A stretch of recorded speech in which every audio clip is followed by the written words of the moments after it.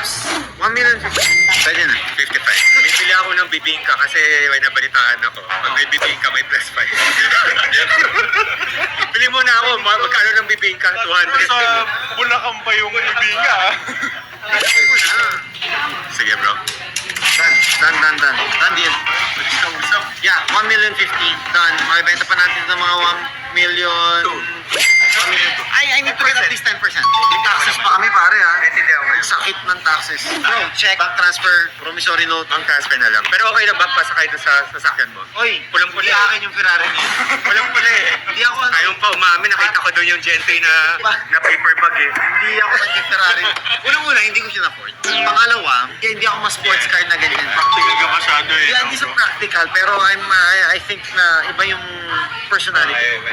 Nasa classic personality ako, mas Kahit tropas. nasa relo eh. Yeah, Iba yung makikita mo. mga kinokollect mo eh. I'm still Rocky 14060 na Ghost Bezel. Ito, ano, trip na to lagi, beer. Ano, Wala eh. Dami natin stock eh. Galing ng Thailand. Oo, galing ng Thailand. abangan nyo. Ay, Gerald, yun. Thailand. Ano pa nga nyo? Ang dami nangyari. Pare, pumunta. Maring G, Maring Relit. Ito, 69. Tapos pumunta pa doon si Carl, no? Doon si Carl, nagkita Ayun, doon. natira dito. Tapos yung kliyente nila nandito sa Pilipinas, Pumunta dito. nagkita doon sila nag-deal. Ano pangyayari? okay. Pagkabalik ni Paring G, di na siya lalaki. One day lang in Thailand yun ah. Ang bilis gumaling nung hiwa. Iwan niya. Pagbalik ni Paring G, may cleavage na siya. Mga nyen. Ibang klaseng content na yun. Salamat ulit. Dan. Thank you. So, sana. Message na lang pare. Thank you again. Always a okay. Sige bro. Till next time ha. Sana Paring G, ayos ba kung ako doon? Ayos ba? Pwede, panali. Dito muna tayo, yung bumalik doon. Gulo nila doon eh.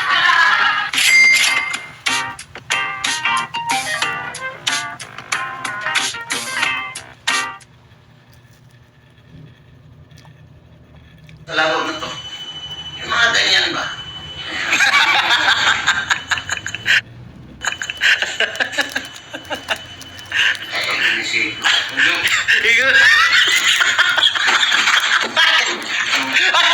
Mas kaya nila ang tinalo sa kanya.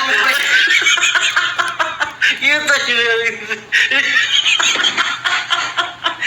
Nagdadala ka na kayo. Binibigyo mo pa. Magkano ba talo mo sa mga 150.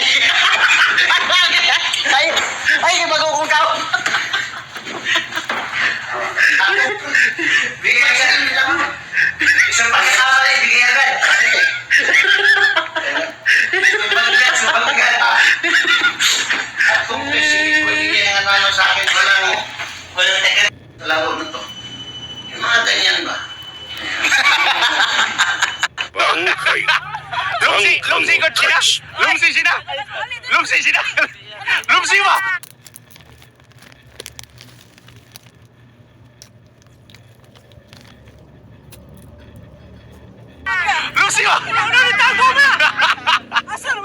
Lumsi ba? Lumsi. Bitaw sampol ba? Lumsi ba? Sampol sa. Singay. Malumos na yung kuwan eh, kaya nalaman ni siya ron. Oh, mo gani. Lumsi ba? Nalaman na yung buwang, di ko pinagbabahay. Ay, atas po.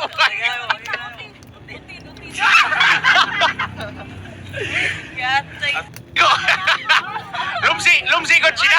Lumsi sila. Yan si boss manager. Yan ang boss manager. Pakilala ka pare. Dan Deal. Siya lang meron yan, tangina, mayabang yan eh. Sinayang Oo. niya talaga yun. Ano? Ano ka? Anong pangalan mo? Tsaka edad? Tsaka syudad? Edad? Okay lang, Bo. 24 years old ako, Bo. Ako pinabata dito. Sa mga hindi nakakakilala kay boss manager pare. Si boss manager, yan ang operations manager ng Bonggen. Laging galing. Guys, since 2016, naging manager na yan ng... Tangin na, paano yung 15 pala? Nagtatkabaho ka na? Oh, Kids Coffee Shop. Tapos yung e-commerce. E-commerce. After e-commerce, Milk tea. Nag-milk teahan.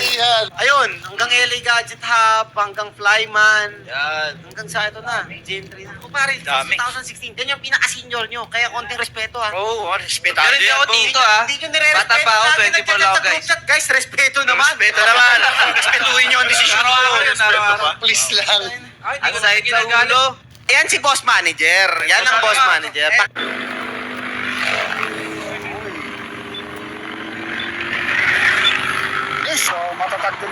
si John Lloyd Tenga ngayon ha.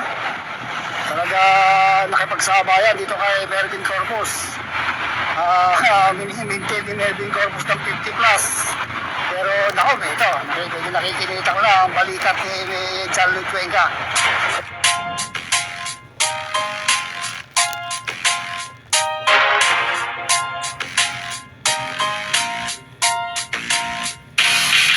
Sumama dito sa aming karera. Tawagin mo na ang Nag-ano ka ba? Freestyle. Yes sir, yes. Yes, sir! Na-sir ka! Tawang-tawa? Huwag mo ano eh! Hindi naman kasi nakakapikon yung kung di ka tumawa! Basta offend ka ba sa tawa niya? Oo! Okay lang naman yun eh. Tumawa doon ako na insulto. Sir, siya yung nagsabi na Siri, pangatlo eh. Visit ako sa'yo talaga. Huwag kang humiti ng humiti sa akin. Kitang-kita ko yung bakas ng polydent. Di ba, Daddy, mas masarap na meron tayong kapayapaan? Yes, sir. Yes, ma'am. Kanina mo, ngayon, share na. Sabi ko, may mga bagay na kung kaya mong palampasin. Oo, palampasin mo na yun. Patawarin mo, ayan. Kahit katulad niyan, hindi ko yan mapapalampasin. Palampasin mo na yun eh. Ay, siya na, ma'am. Pinakala ko itong batok. Alam ko ba ang makaganti ko gagawin ko? Police! Joke lang, Daddy. So, hindi mo maalaman kung anong gagawin ng lalaki. Magbibigay ba ng bulaklak o hindi magbibigay ng bulaklak? Hindi mo na maintindihan din sa mga ganyan eh. Kaya yung mga lalaki, nalilito na lang din. Magbibigay ba ako ng bulaklak o hindi ako magbibigay ng bulaklak? Ikaw ba nagbigay ka ng bulaklak sa asawa mo? Opo sir. Ah, opo sir, opo daw. Opo sir. Ay, Siner ka. tapos sir, opo sir, dito sa akin to. Kasi niya. Eh, tama. Sino natin to eh. Sino naman ako? Hindi ako kasi nagtanong. Sinasabi ko, huwag na hayaan mo. Tigpas yung leeg mo sa akin. Pagod na nga si Arnel eh. Hirap na hirap ako magkilay ngayong araw na to. Sinner mo. Tsaka, nakakaloka.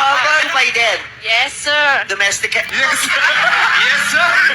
Opo, Ate Vice. Hindi kasi sanay sila sa mga interview eh, kaya... Magdala ka. Bakit ka naman napauwi? Tapos na yung contract o pinauwi ka na nga? Tapos na po ang kontra ko at saka sinabi po ng mga anak ko na, Mama, umuwi ka na po. Kasi yung isang anak ko po, sir, Ate Vice.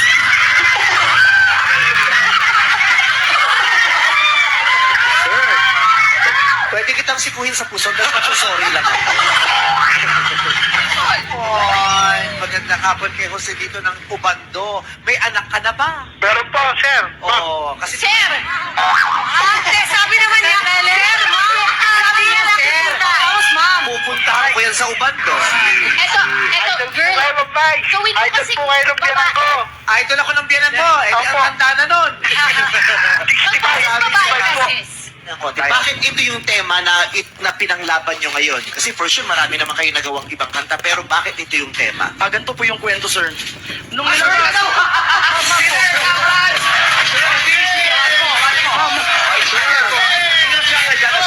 lang yan, nakapantalong ka kasi. Oo, kay. Eyeliner pa man din ako. Pati yung false eyelashes ko sinaya. Nakapantalong ka kasi. Galang lang ikaw naman. Sila ulo ka nakatungkol. Storya ng buhay